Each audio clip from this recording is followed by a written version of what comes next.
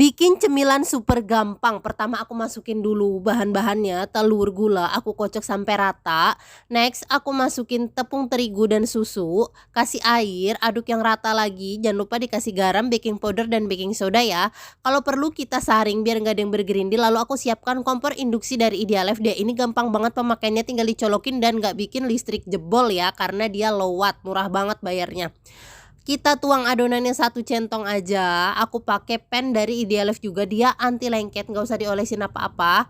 Tunggu sampai dia berpori-pori, berlubang-lubang gini dan kering atasnya, lalu kita angkat, sisihkan.